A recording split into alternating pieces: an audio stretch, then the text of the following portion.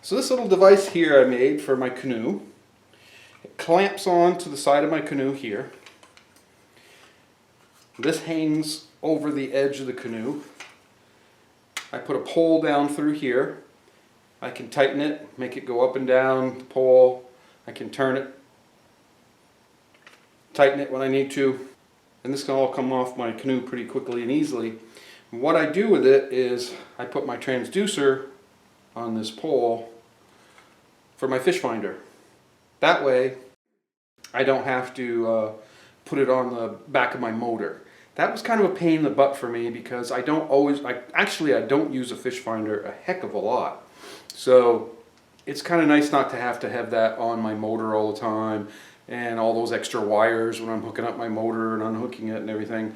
So this works pretty well, and I decided, hey, maybe I could make like a power pole that won't be powered, well, it will be manually powered, but I could put a big heavy bar through here, jam it down into the ground, stay in place, and then just lift it up, tighten this, and go away.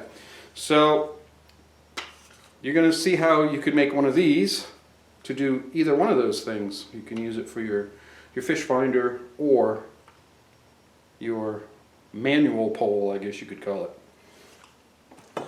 So you're going to need some type of piece of bar. I just used a piece of pipe, old piece of piping that I had kicking around that's no good, that I use for the transducer. But, you know, that's probably 2.5, 3 feet long at the most. Now I need something that's more like 8 feet long or so I can get into 7 foot water or more and drop it. So I went to the store. I tried to get some rebar, something cheap. I didn't have anything around the house, and I don't know of any steel yards around here, but if you have a steel yard you can probably get it pretty cheap. But I had to go to the hardware store, and what I got was threaded steel bar, and they only had 6 foot sections and smaller. So I bought a 6 foot section and a 3 foot section and a coupler, one of these guys. Screw that on the end here, and then screw the other one on, and then I've got 9 feet. This wasn't really expensive. I think it costs with tax under 25 bucks for the 2 bars and the coupler. So make sure you get the same size steel and same thread. I tried this on both bars to make sure that they work. Sometimes these things can be wonky too, and they don't work right. So make sure that the one you get, both ends screw on, and that they screw on to at least one end of each of your pieces of steel. Next thing you need is a piece of 2x2. Now you could use different size pieces of wood too. It's just my particular boat and what I had laying around the house, this worked well. So that's a 2x2. It's about 7 inches long. That's what I need. You can see this is kind of wide. Now if you have like a little aluminum boat, you might not need so much room between here. My canoe has a big piece of foam on the outside, so it had to be kind of wide to go over there. So, you know, make your own measurements, figure out what you need. You're going to need a couple of these little guys here. These are pretty easy to find in a hardware store. And you're going to need one for up here too. Now, this you're going to want to drill a hole all the way through for your bar to go through. Now if you have a normal bar, you would just make it as thick as the bar, of course. But remember, I have a coupler, and my coupler is way thicker. So if you have a coupler, you got to make sure your coupler goes through there, and it needs to drop right through. You know, you don't want any friction there. You want it to drop. Then you're going to have some type of a T-bolt that's going to screw in here and tighten the bar in place. Now, depending on what you use, you might have a real thin one, might have a real thick one. This I found in the house. I believe it goes to a cymbal stand, but it's different than anything I've ever seen on drum hardware, but it certainly looks like it's from drum hardware.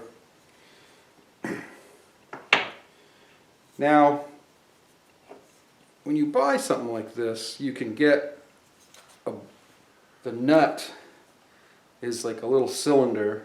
It's threaded inside, and then it's got a little flange on the end, so that you can, that flange would glue. I don't know if you can see it on here or not, but there's a little piece of metal flange right there.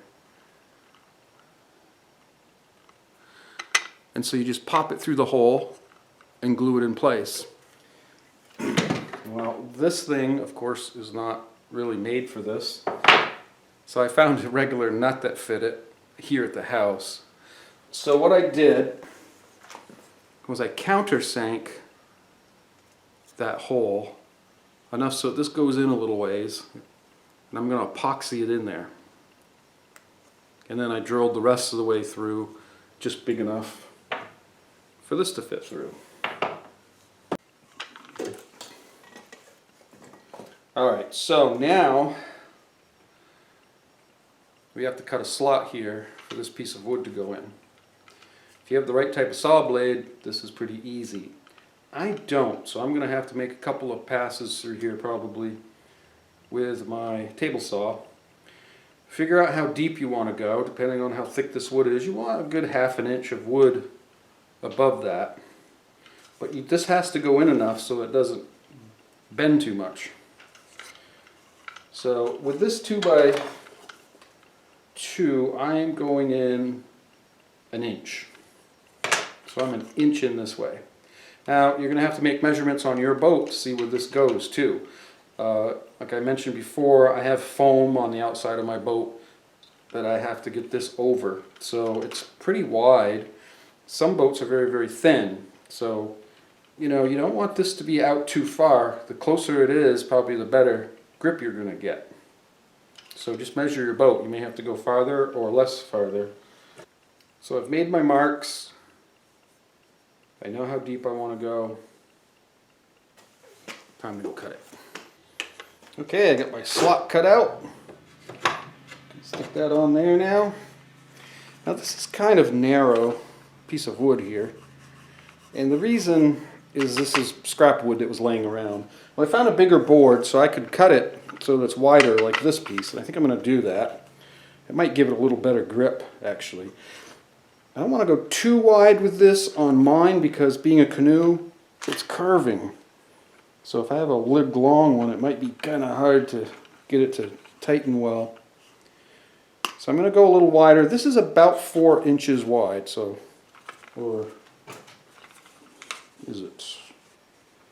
No, it's 4 3/4. Close to 12.5 centimeters. So I'll try to get a measure down how far it's going to go, because I mean, depending on how your boat's made, you may need to go a little farther. You know, there might be something sticking up here, and you want to get down here, and I don't know. Who knows? So I'm going to cut these 2 pieces out. This gets glued in, plus I screw it at an angle with a couple of screws. This gets screwed on, and I'm sure there's wood glue on there too. That's what I will do. You know, another thing that might help, these are pretty small. I mean, this is a screw head, so it comes out a little. That's why I bought these. But, you know, like on a trolling motor, they've got those big washers. They're like a cup. But something like that would work a lot better, I bet. I might just weld a couple of large washers to this. Give it a better grip. Alright, going to mix up some epoxy here. I'm going to glue my nut in here. Now remember, I mentioned it before that usually when you have something like this, where are you? Usually when you have something like this, you would get a cylinder that would fit down in there with a sleeve that would go around the outside and you could glue it in. I can't do that, so I countersink that. And I'm going to go ahead and put my nut in there. and epoxy it in there.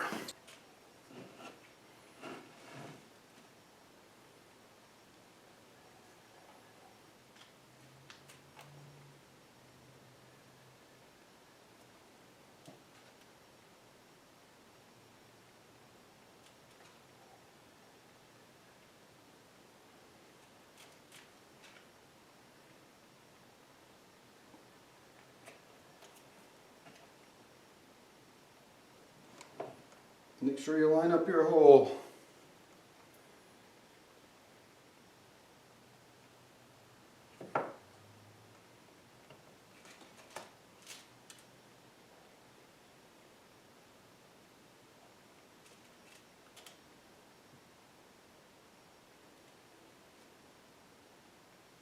Get a little more in there.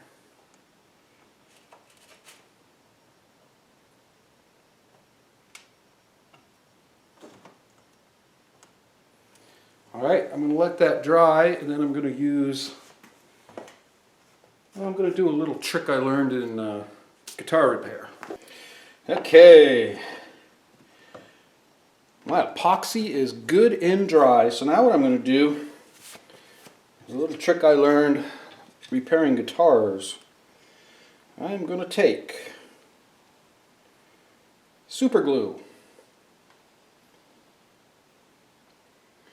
I'm going to squirt it right in here.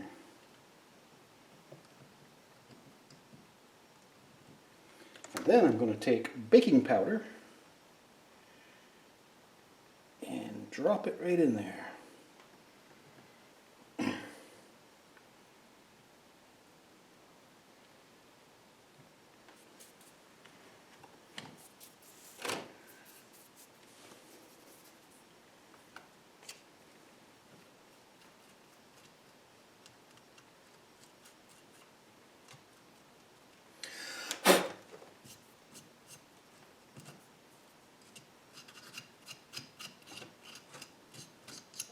What this does is it creates basically a really hard plastic.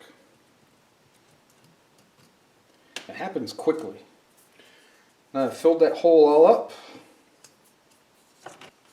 So that hole is all filled up in there, and you can sand that.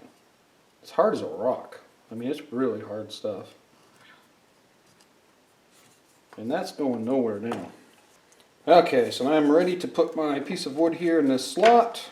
You can just stick it in there, you could eyeball it. If you want to be exact, you can measure it and draw lines. I made a little notch.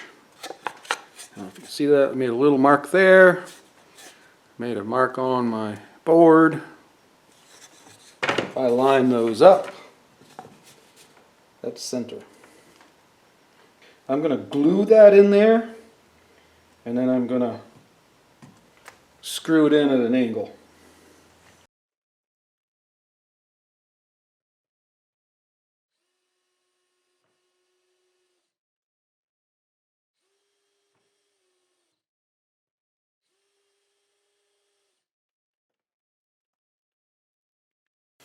Okay, so now I've got one coat of primer on.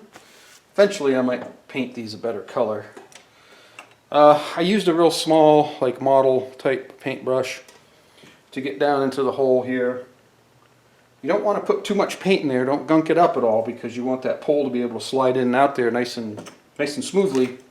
I also used this brush to get around the nuts so I didn't get paint all over the threads. And make sure you remove all these guys here too. You don't want those on there because you will get paint on the threads, sure as heck. So, and I used a regular paintbrush for the rest of it. I'll put one more coat on there, and like I said, eventually I might paint it a real color.